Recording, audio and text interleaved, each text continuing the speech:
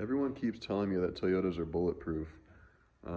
So I thought I'd throw a 44 mag through the block really quick. Give you guys a little point of view here. Get you set up there. All right, let me know when you're ready. I'm ready. 3, 2. Got him! Alrighty, update time. So I got the 37's on. This is how it currently sits. And if this is the first video you're watching on my channel, this is a 2019 SR5 Tacoma with the rough country 3.5-inch lift. It's the one with coilovers in the front, lifted struts and blocks in the rear, and it has their upper control arm as well. I was on 35s. I had them for like 4 weeks and decided that they were too small, so I immediately ordered 37s and sold the 35s the same day that I got the 37s mounted, so that worked out. The clearancing I've done so far is just for the 35s. Since I put the 37s on, I haven't done any more clearancing. It definitely needs a lot more work now. But yeah, I just wanted to show you guys how it sits.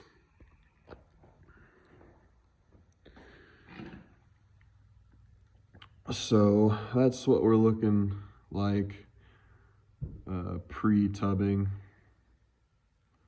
I have about half a turn before full lock is when it starts rubbing on the modified cab mount location, and that's on a flat surface. Over big bumps, if I'm turned, I'll start hitting the bottom piece of the firewall, excuse me. So I will be tubbing that myself using this. I've had it for a while. I'll be using 22 gauge weldable sheet metal to do the patch. It's a 12x12 sheet. I have 6 of them. I will be using a combination of JB Weld, this clear sealant, and then Flex Seal putty to fully seal it after I weld it, just for peace of mind. For the flares, I'm either going to cut right below the clips so I can keep the upper part of the flare on, or I will be removing the flare entirely and cutting along this line on the full fender, and then lining it with the black fender trim liner.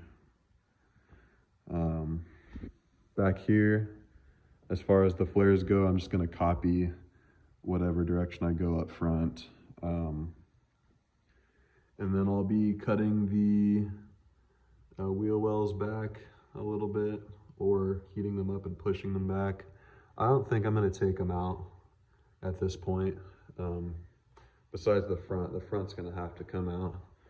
At least this section right here towards the back end. I might try to keep the front somehow. I don't know, not too worried about it.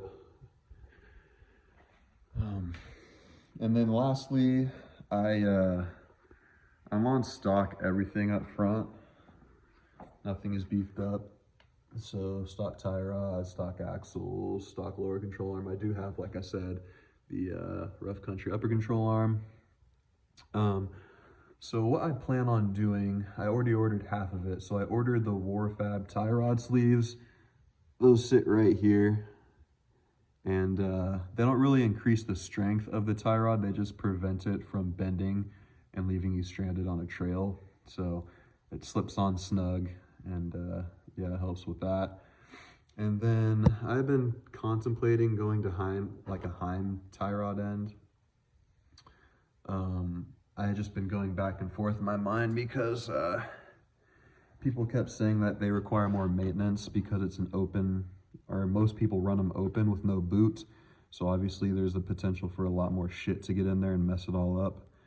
But Heims are supposed to be stronger, so, and that's kind of what I'm looking for. And they do make Heim boots.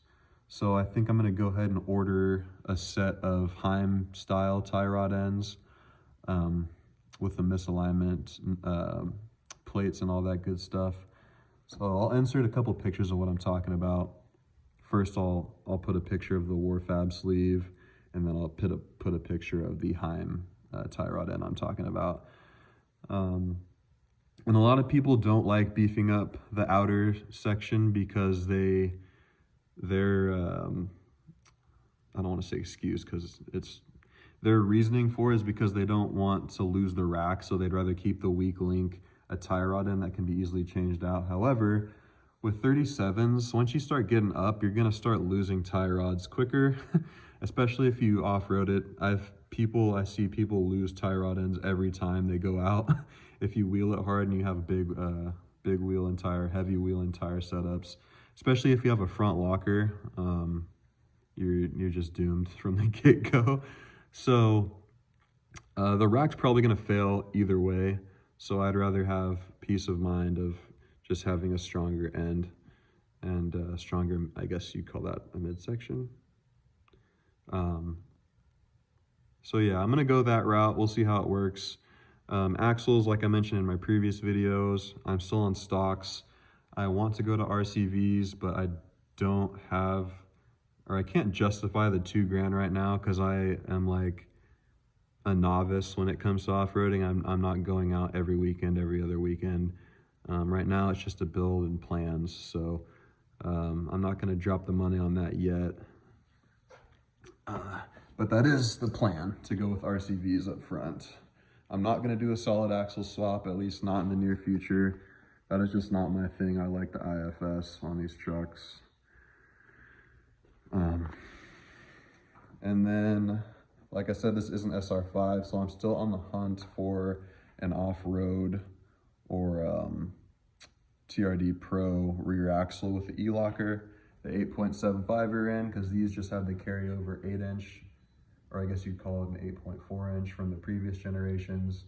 It's not weak by any means, but kind of pushing it with 37s, especially if you go hard, so I'd rather just have a little more beef back there without having to do a Dana or something like that. So I've been looking for part outs, but I think these are valued too high and no one's totaling them, so I can't find any part outs. So I'll keep my eyes and ears open and see what comes through the pipeline. But yeah, this is where we're at right now.